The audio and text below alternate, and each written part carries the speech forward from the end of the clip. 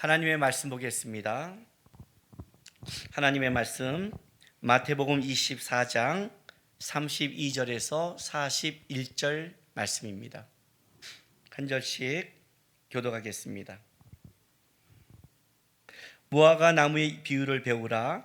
그 가지가 연하여지고 잎사귀를 내면 여름이 가까운 줄을 아나니, 이와 같이 너희도 이 모든 일을 보거든 인자가 가까이 곧 문 앞에 이른 줄 알라. 내가 진실로 너희에게 말하노니 이 세대가 지나가기 전에 이 일이 다 일어나리라. 천지는 없어질지언정 내 말은 없어지지 아니하리라. 그러나 그날과 그때는 아무도 모르나니 하늘의 천사들도 아들도 모르고 오직 아버지만 아시느니라. 노아의 때와 같이 인자의 임함도 그러하리라. 홍수전에 노아가 방주에 들어가던 날까지 사람들이 먹고 마시고 장가들고 시집가고 있으면서 홍수가 나서 그들을 다 멸하기까지 깨닫지 못하였으니 인자의 임함도 이와 같으리라. 그때 두 사람이 밭에 있음에 한 사람은 데려가고 한 사람은 버려둠을 당할 것이요, 두 여자가 맷돌질을 하고 있음에 한 사람은 데려가고 한 사람은 버려둠을 당할 것이니라. 아멘. 마태복음 24장 말씀은 마지막 주님이 오시기 전에 그 상황을 이제 말하고 있는 말씀입니다. 굉장히 우리가 주님의 그 임하심을 기대하고 있는 성도의 입장에서는 기대되는 말씀이기도 하지만, 그 말씀을 주님이 오시는 그 상황 전에 있는 그 말씀을 보면 그게 쉽지 않고 굉장히 어려운 상황을 겪는 그 시대를 맞이하는 입장에서 본다면 또 그게 만만치 않은 두려운 말씀이기도 합니다. 그런데 여러분, 이제 우리가 계속해서 우리가 말세를 살아가는 우리 속에 이 재림에 대해서 또 주님의 오심에 대해서 얘기할 때 가장 중요한 것 중에 하나는 뭐냐면 그것을 보는 눈과, 그리고 우리에게 주어진 삶 속에 내가 해야 될 것이 무엇인가를 아는 지혜가 필요한 것입니다. 여러분, 우리 살아갈 때 이제 자기의 위치를 알고 일을 잘하는 사람, 또 어떤 때 그렇게 교만하지 않는 사람을 보면 우리가 이렇게 말을 합니다. 쟤는 선을 알아. 이 선이라는 건 줄을 말하는 게 아니죠. 쟤는 어떤 선을 알아. 그건 무슨 말이냐면 내가 내 위치에서 주어진 거에서 해야 될 것과 하지 말아야 될 것, 이걸 알고 있다는 거예요. 우리가 그걸 넘을 때 교만이라고 그러죠. 근데 이 교만할 때 사람들이 놓치는 게 뭐냐면 그것이 옳잖아 이렇게 말을 해요. 그러니까 자꾸만 우리는 옳고 그름으로 가기 때문에 놓쳐요. 옳고 그른 게 아니라 하나님이 그것이 너에게 주어진 것인가, 너에게 맡겨준 것인가, 자기가 하나님이 나에게 준 그 위치를 알 때 그게 겸손이거든요. 내가 내 위치에서는 옳고 그름을 따지는 게 아니라 기도해야 될 위치인데, 그리고 그 옳고 그름을 따지고 그를 결정할 위치는 다른 자에게 줬는데, 그게 내가 그 위치까지 올라가면 그게 뭐가 되는 거예요? 그게 교만이라는 거예요. 그걸 참 놓치는 거예요. 제가 이제 이 선과 위치를 왜 이렇게 자꾸 얘기하냐면, 마지막에 갈수록 우리가 꼭 알아야 될 게 한 가지가 있는데, 그것은 뭐냐면 하나님의 일하실 것과 내가 사람이 해야 될 것에 대한 구분이 분명해야 되는 겁니다. 여러분, 기독교의 역사관은 직진입니다. 그러니까 시작과 끝이 있으면 끝이 있죠. 알파와 오메가죠. 우리는 우리의 그 역사관은 이렇게 윤회하는 게 아니잖아요. 쭉 가고 있는 거예요. 쭉 가고 있는 역사 속에 하나님이 한 부분을 우리로 살게 하신 겁니다. 그러면 내가 살아있는 그 위치가 그 전에 어떤 하나님의 역사가 있는가를 알아야 되고, 그리고 하나님이 여기서 어떻게 가는 거를 알려줄 때 거기서 그 속에 내가 해야 될, 나에게 맡겨진 그거를 우리는 사명이라고, 그걸 감당하는 것을 뭐예요? 바로 하나님 앞에 나의 부르심에 맞는 삶이라고 얘기를 하는 겁니다. 거기서 나는 뭘 해야 되는가? 여러분, 신앙을 인물들을 성경을 쭉 보면 아브라함, 믿음, 야곱, 성화 이렇게 지식적으로 성경을 먼저 듣기 전에 그 신앙의 인물들을 한번 자세히 보세요. 그들의 신앙의 삶을 어떻게 살아간 줄 아십니까? 어디서 골방에 가서 기도하고 산에 가서 묻혀서 세상을 피하고 기도하고 그러지 않았습니다. 그들은 그의 삶 속에 하나님이 그에게 원하는 삶을 살아가는 싸움을 했어요. 아브라함에게는 뭐예요? 본토 친척 아비집을 지나 떠나라. 아브라함은 떠나면서 싸워가면서 거기서 내가 해야 될 것, 하나님이 하시는 것을 보면서 살아갔어요. 모든 신앙의 일문들은 다 그래요. 앉아있는 사람이 없어요. 모세도 마찬가지예요. 하나님이 보내는 그 가는 싸움. 근데 그 가는 싸움의 가장 중요한 게 뭐예요? 모세가 해야 될 것과 하나님이 하실 게 분명해요. 어떤 때는 너는 가만히 있어 하나님의 일하심을 보라고 그래요. 그때는 내가 가만히 있어야 되는 거예요. 그러나 그 가만히 있기까지 가는 싸움도 있는 거예요. 그리고 그때는 하나님의 일하심을 보는 거예요. 제가 왜 이 말을 하냐면 마지막 때에 가서는 이제는 어떤 시대가 오냐면 두려운 시대가 오죠. 왜냐하면 우리가 앞에 있는 이 성경을 쭉 보면요, 분명한 사실은 재림의 때에 대해서 정확하게 모른다는 거예요. 오늘 읽은 이 본문 뒷부분에 봐도 제가 24장 50절에 보면 생각하지 않는 날 알지 못하는 시각에 그 종이 주인에 이르러, 그죠? 생각하지 못하는, 알지 못하는 시각. 오늘 우리가 읽은 36절에도 그러나 그 날과, 여기서 이 그날은요 단수로 써 있어요. 그런데 그 앞에 예를 들면 24장 19절 그날에는 아이벤 자들과, 그리고 22절 그 날들을 감하지 아니하면, 그리고 29절 그날 환난 후에, 이 앞에는 다 복수예요. 그러니까 앞에는 뭐냐면 날들이죠. 마지막까지 가는 날들 속에 이런 일이 있다면 여기 그 날은 어떤 날이에요? 주님이 오시는 바로 단 한 번밖에 없는 그날, 그리고 그 시각까지 알지 못해요. 중요한 거는 주님이 오시는 그 날과 그 시각은 알지 못하는데, 문제는 그 날로 가고 있는 징조를 통해서 그날이 가까이 오고 있다는 것을 알려준다는 거예요. 그러면 그날 갖고 오는 그 징조들이 그냥 우리가 말하는 그 징조가 단순한 징조가 아니라, 그 우리가 마태복음 24장 그 8절 78절 거기쪽에 읽는 것처럼 뭐예요? 첫째, 전쟁과 기근과 재난이 있는 이제 그런 징조가 오는 거기 때문에 굉장히 혼란스럽죠. 왜냐하면 그 징조 속에 우리의 삶의 안정이 무너지고 내 삶의 삶이 무너지며, 또 중요한 건 우리 핍박하는 핍박자가 나타나므로 어떻게 살아야 할지 모르는 혼돈과 혼란의 시대가 온다는 거예요. 그러면 어떤 일이 벌어져요? 미혹하는 일이 벌어져요. 그 미혹 속에 어떻게 분별하고 살아가나요? 그러니 어떤 일이 벌어지느냐?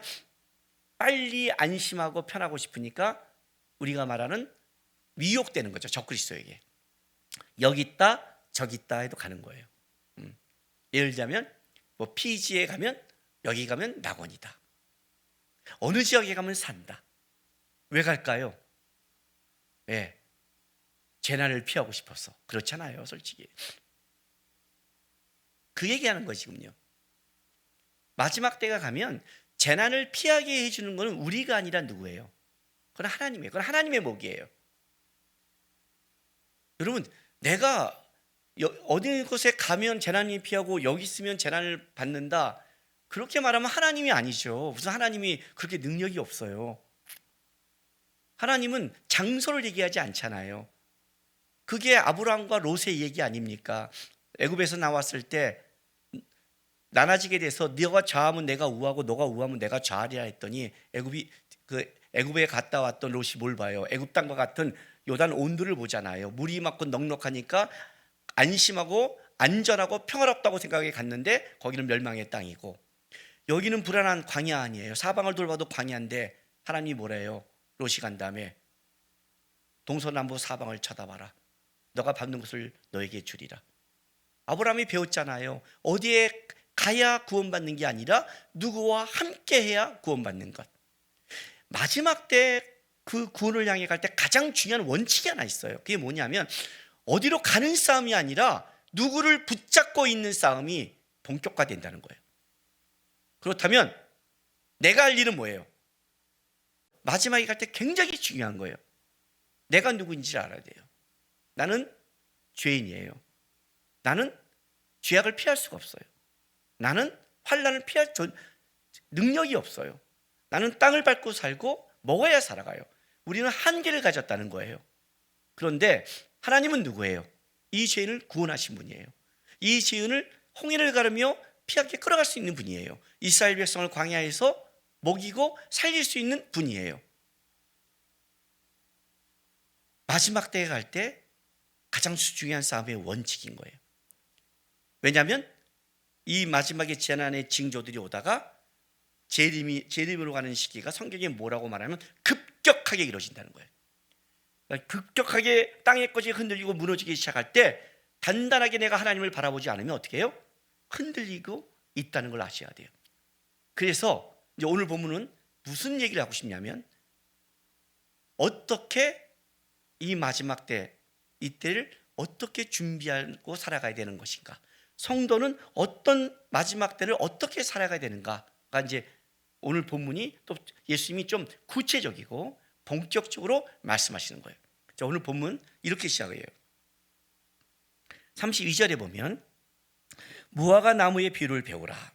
그 가지가 연하여지고 잎사귀를 내면 여름이 가까운 줄 아나니 이와 같이 너희도 이 모든 일을 보거든 인자가 가까이 곧 문 앞에 이른 줄 알라 그래요.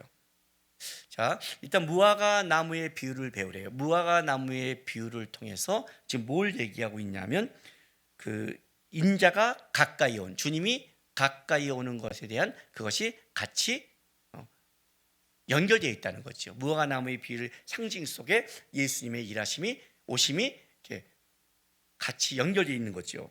그래서 여기 보면 재미있는 게 그 무화과 나무의 비유에 그 가지가 연하여지고 잎사귀를 내면 여름이 가까운 줄 아나니, 그죠? 여름이 가까운 줄 아나니. 그런데 32절도 뭐라고 나오냐면 인자가 가까이 문 앞에, 이게 싹 같이 이렇게 단어가 강조되면서 나오죠. 여름이 가까운 것, 주님이 가까운 것.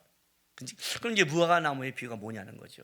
일단 여기 무화과 나무의 비유를 본다면 첫 번째는 어떤 걸 얘기하냐면 그 뒤에 32절 그 가지가 연하여지고 잎사귀를 내면 여름이 가까운 줄 아나니 하니까 무화과 나무의 어떤 거예요? 그냥 성장 변화에서 너희가 보고 알라, 이런 이제 그런 뜻이 있는 거죠. 이제 우리가 보면 이 어린아이를 보면 어린아이가 자라는 걸 보면서 얘가 어린이면 청소년이 되고 성년이 되는 이 과정 속에 있는 것 속에 주님이 일하심을 설명하고 싶은 거예요. 그러면 도대체 무화과 나무가 그 성장 속에 뭘 설명하고 싶냐는 거죠. 마지막에 오늘 여기 그 본문에 보면 그 가지가 연하여지고 잎사귀를 내면 여름이 가까운 줄 아나니. 자, 그 가지가 연하고 잎사귀를 낸다 하는 이 잎사귀는 유대인으로 보면 이제 늦봄에서 초여름으로 넘어가는 그 시기예요. 이제 그 시기예요. 근데 그 시기를 가져온 이유가 있어요. 왜냐하면 그 이 여름이 가까운 줄 그러면 당연하지. 늦봄이 지나가서 그 다음에 계절이 당연히 여름이지라고도 생각할 수 있지만 이 여름이란 뜻은 추수, 결실이란 뜻이 있어요. 우리가 추수하다, 추수, 결실 맺다는 이 여름에 그런 뜻이 있어요. 그러니까 끝, 마지막, 최후의 의미가 포함된 거죠. 이 의미 속에 아모스는, 여러분 성경에 호세아와 아모스가 있죠. 아모스는 이 여름이라는 것을 역사의 끝, 최후의 심판을 가리키는 상징적 용어로 여름을 사용해요. 그렇다면 예수님께서 무화과 나무에 비유를 할 때 무화과는 이스라엘 백성들에게는 어떤 의미냐면 우리나라 꽃이 무궁화듯이 이스라엘 그러면 무화과라고 할 만큼 예수님도 또 무화과를 통해서 이스라엘을 많이 비유했기 때문에 굉장히 중요한 그냥 나무가 아니라 이스라엘 백성에게는 굉장히 중요한 의미를 갖고 있는 나무예요. 근데 그 나무가 어떻게 돼요? 이제 여름을 향해 갈 때 최후와 끝을 향해 갈 때 심판이 있을 것이다. 아모스를 알고 있는 이스라엘 백성들은 여름의 의미를 단순히 뜯고 덮고 바캉스의 계절을 말하는 게 아니라 마지막을 상징하고 있는 계절이에요. 가고 있다. 역사는 그렇게 가고 있다.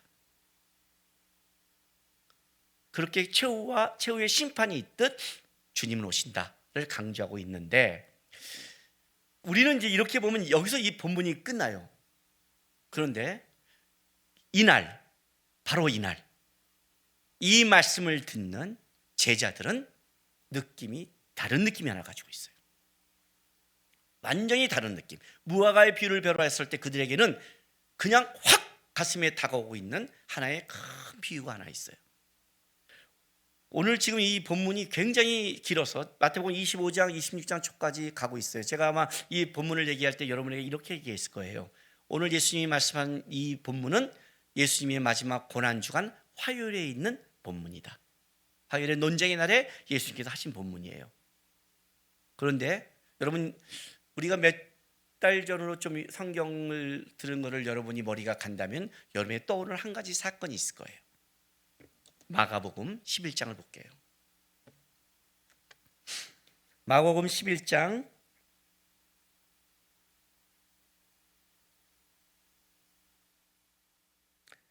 11장 시작은 예수님께서 이제 종려 주일날 예루살렘에 들어가는 거죠. 그리고 나서 12절 이튿날 그들이 베다니에 나왔을 때 예수께서 시장하신지라 멀리 잎사귀에 있는 한 무화과 나무를 보시고 혹 그 나무에 무엇이 있을까요? 가셨더니 가서 보신즉 잎사귀에 아무것도 없더라. 이는 무화과 때가 아님이라. 어떤 느낌인지 아시겠어요? 그리고 그 나무를 저주하시고 이 11장 20절 그들이 아침에 지나갈 때 무화과 나무가 뿌리채 많은 걸 보고 베드로가 생각이 나서 여짜오되 라비오 보소서 저주하신 무화과 나무가 말랐나이다. 예수께서 그들에게 대답해 이르시되 하나님을 믿으라 라고 얘기하죠. 그렇다면 지금 제자들에게 말한 이 종말의 비유에서 무화과의 비유를 배우할 때는 제자들은 바로 그 아침에 있었던 무화과를 저주한 사건을 잊을 수가 없는 거죠. 가뜩이나 그 무화과는 어떤 거냐면 잎사귀가 무성했어요. 때가 아직 아니에요. 무화과 잎사귀가 무성할 때는 언제라고 했어요? 늦봄에서 처음으로 갈 때인데 예수님의 유월절은 좀 더 이른 봄이었어요. 그러니까 이 나무는 좀 더 빨리 잎사귀가 무성해진 거죠. 잎사귀가 무성하면 열매를 가져야 되는 거예요. 예수님이 시장했지만 그 시장에서 열매를 예수님이 취한다는 것은 단순히 배고픔을 넘어선 사건이죠. 배고픔을 넘어선 사건이죠. 예수님이 40일 금식을 해도 그 배고픔 때문에 그렇게 분노한 적이 없었어요. 요한복음 4장의 수가성의 여인을 만날 때도 제자들이 음식을 사러 갈 때도 예수님은 그 여인을 만나서 복음을 전했고 제자들이 음식을 줄 때 난 너희가 모르는 양식이 있다고 말씀하신 분이에요. 그분이 여기서 이 시장에서 갔던 것은 배고픔도 있었지만 그분의 목마름은 뭐였을까요? 무화과였을까요?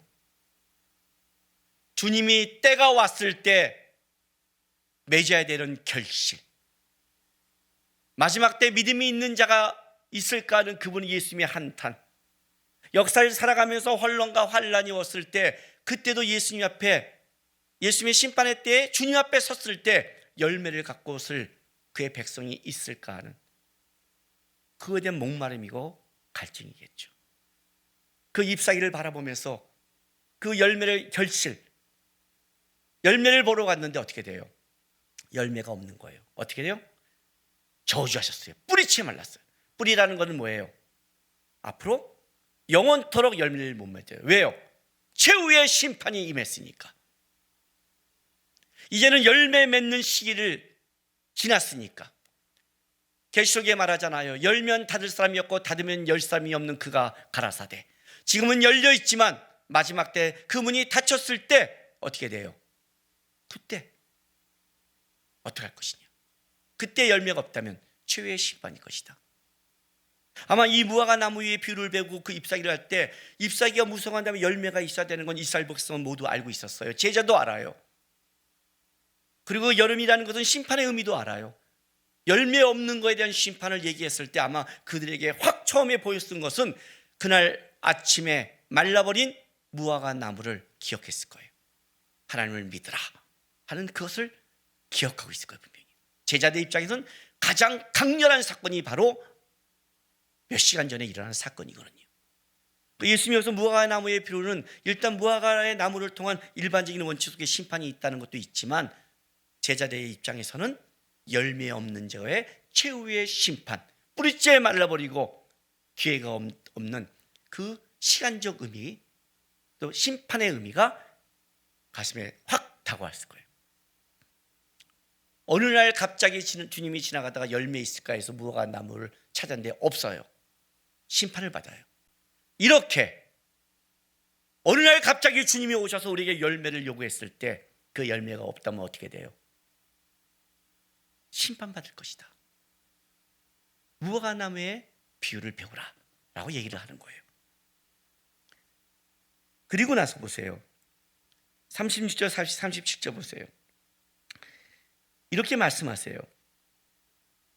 그러나 그 날과 그때는 아무도 모르나니 하늘의 천사들도 아들도 모르고 오직 아버지만 아시니라. 자, 일단 그날과 그 시까지 몰라요. 근데 하늘의 천사도 모르는데 아들도 모른대요. 예수님이 몰랐을까요? 여러분, 이 말에 굉장히 중요한 의미가 있어요.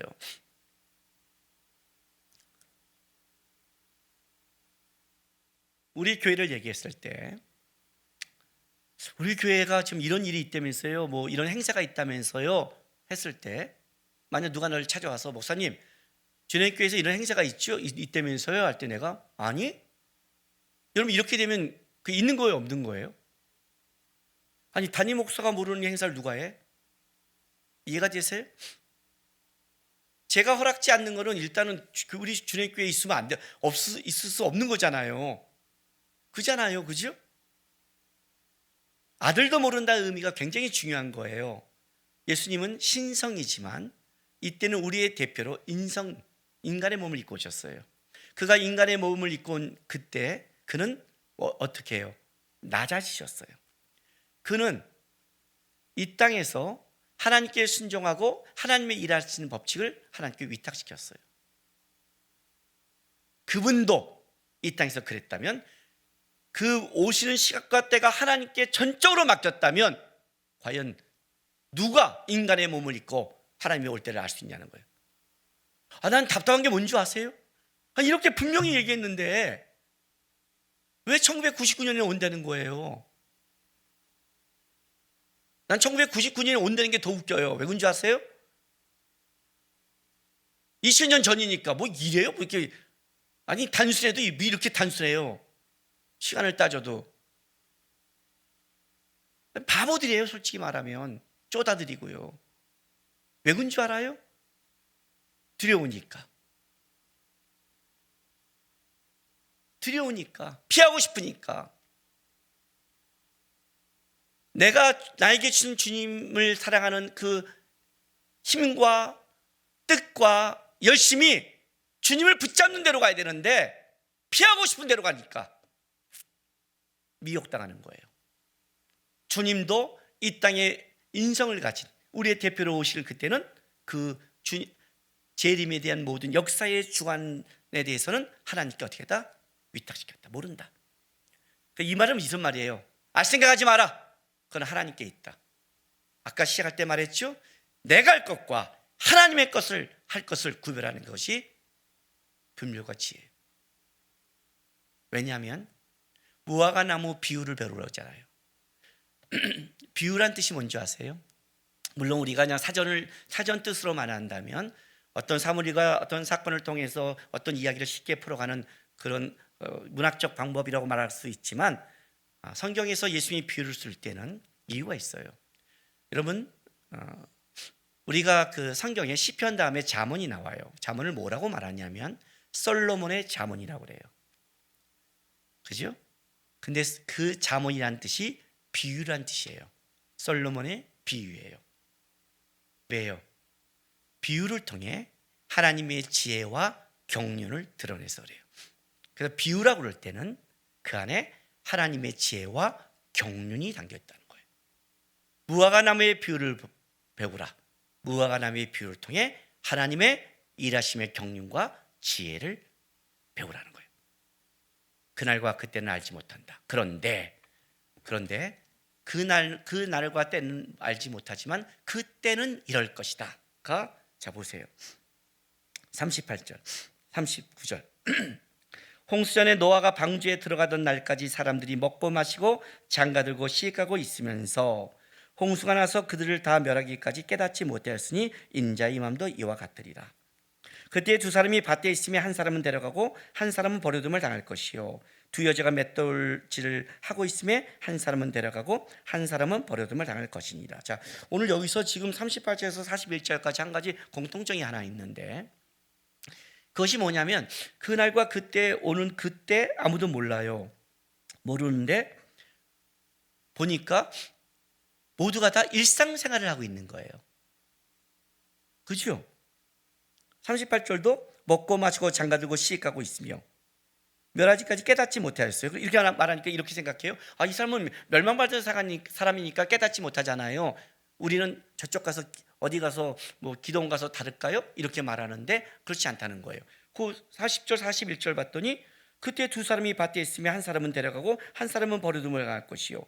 여러분, 오늘 우리가 이런 말 하지 않아요? 일주일에 당신이 죽는다면, 지구가 멸망한다면 뭘 하시겠습니까? 뭐라고 그래요? 나는 한 그루의 사과나무를 심는다. 네, 책 많이 읽으셨어요.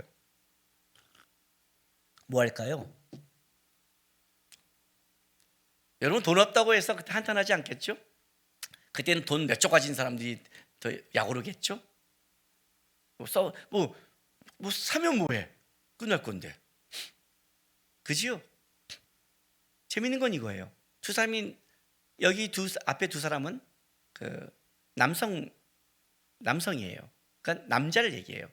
뒤에 맷돌은 여자네요. 남자 여자니까 모든 사람이 되는 거예요. 근데 우리 식으로 한다면 직장에 출근해서 일하고 있는 거예요. 똑같이 출근해서 일해요. 네. 그리고 똑같이 살림하고 있어요. 분명히 구원받을 자도 그날 똑같이 살림하고 있고, 그날 올라갈 자도 똑같이 직장생활을 하고 있다가 올라가는 거예요. 기도하고 있다가 아니라 일상생활을 얘기하고 있어요. 그만큼 분명히 징조는 가고 있는데 그 날과 시는 그만큼 가려져 있는 거예요. 똑같이 가고 있어요. 근데 뭐가 다르느냐?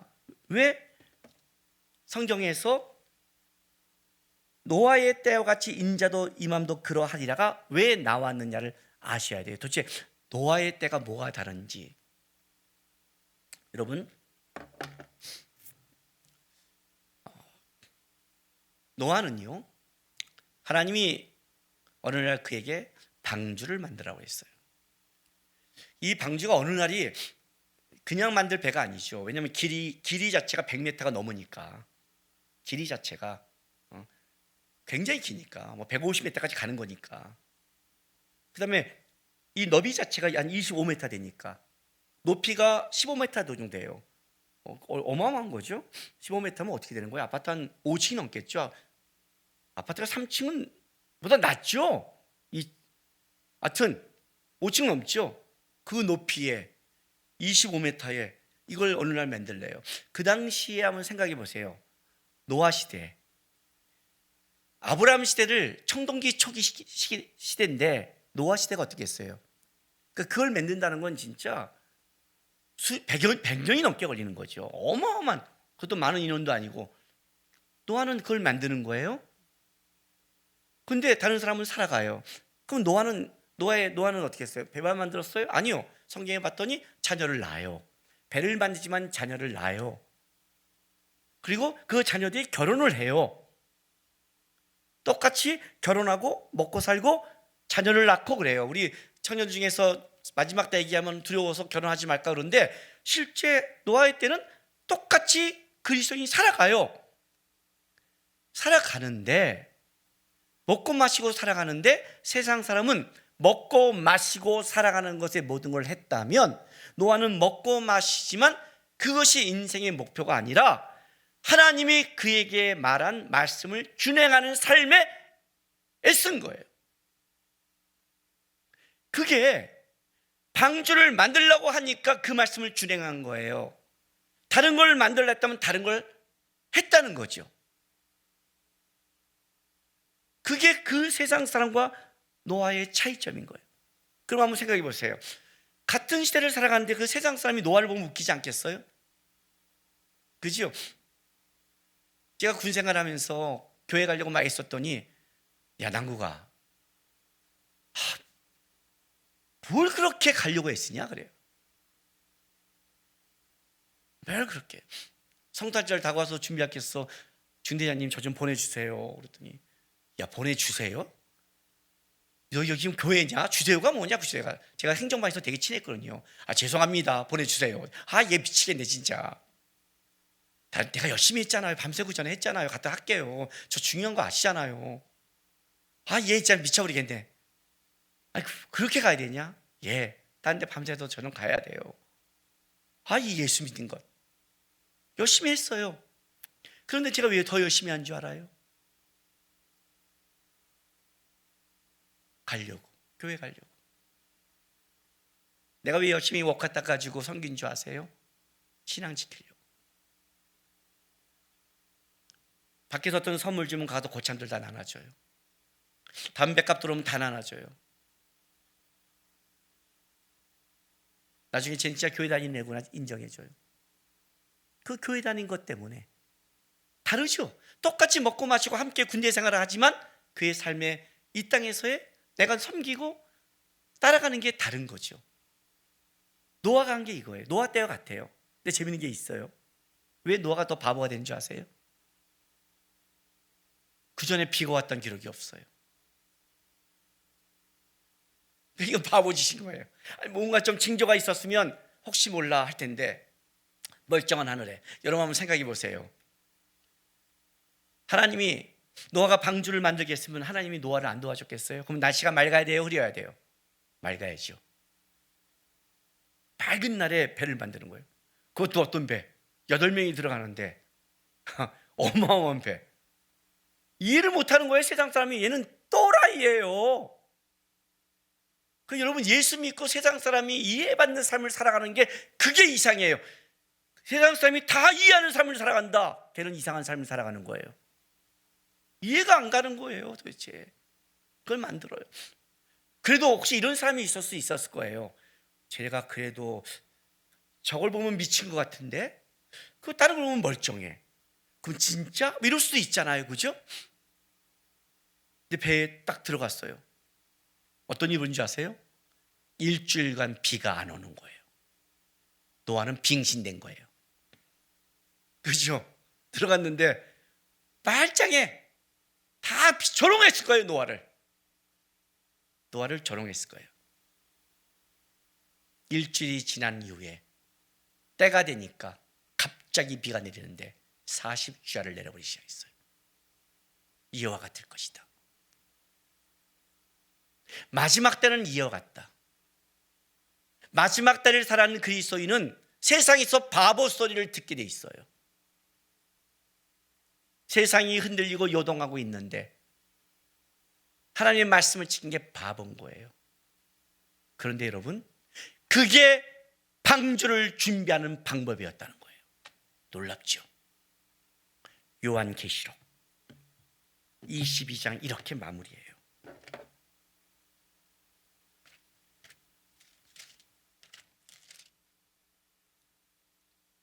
18, 19절부터 읽어줄게요. 요한계시록의 마무리예요. 내가 이 두루마리의 예언의 말씀을 듣는 모든 사람에게 증언하노니 만일 누구든지 이것들 외에 더하면 하나님이 이 두루마리에 기록된 재앙들을 그에게 더하실 것이요 만일 누구든지 이 두루마리의 예언의 말씀에 제하여 버리면 하나님이 이 두루마리에 기록된 생명나무와 및 거룩한 성에 참여함을 제하여 버리리라. 자, 누구든지 마지막 때 뭐예요? 말씀을 갖고 장난치지 마라. 말씀을 갖고 네가 이런다고 더하면 재앙이 더할 거, 빼면 안 된다. 그대로 지켜라. 노아의 때와 같이 준행해라. 바보가 됐더라도, 아니 이렇게 맑은데 왜 이런 방주를 만들어요? 바보가 되더라도 주님이 말한 걸 그대로 더하거나 빼지 말고 준행해라.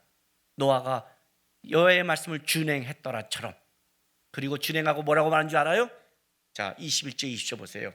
이것을 증언하신 이가 이르시되 내가 진실로 속히 오시리라 하거늘 아멘. 주 예수여 오시옵소서. 주 예수의 은혜가 이런 모든 자에게 있을지어다 라고 성경이 덮여줘요.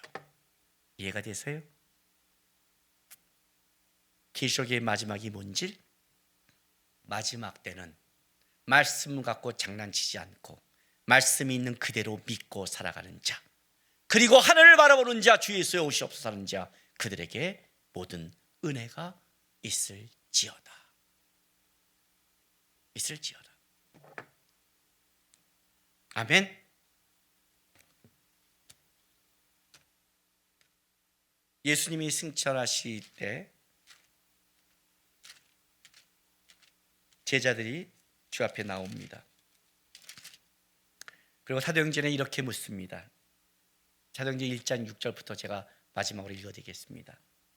그들이 모였을 때 예수께 여짜 이르되 주께서 이스라엘 나라를 회복하심이 이때이니까 하니 이르시되 때와 시기는 아버지께서 자기 권한에 두셨으니 너희가 알 바 아니요.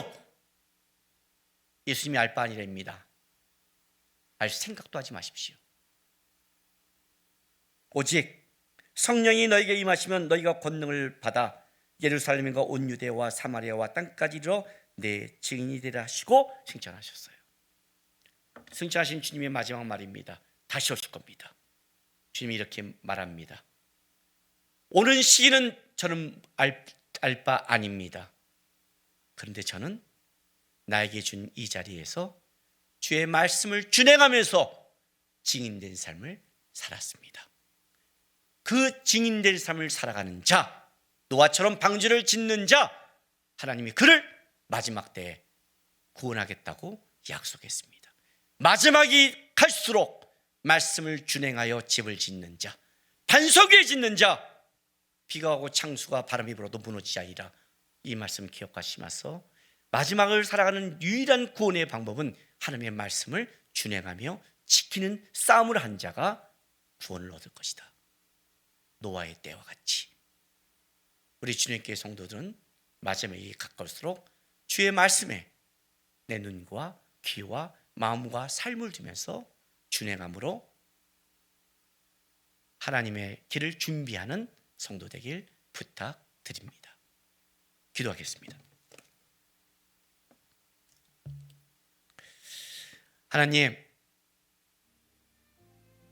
말씀에 눈을 두고 마음을 두고 삶을 두게 도와주십시오. 아모스가 말하되 이 백성이 지식이 없어 망한다고 그랬습니다. 호세아가 하나님을 알자, 힘써 알자 말씀했습니다.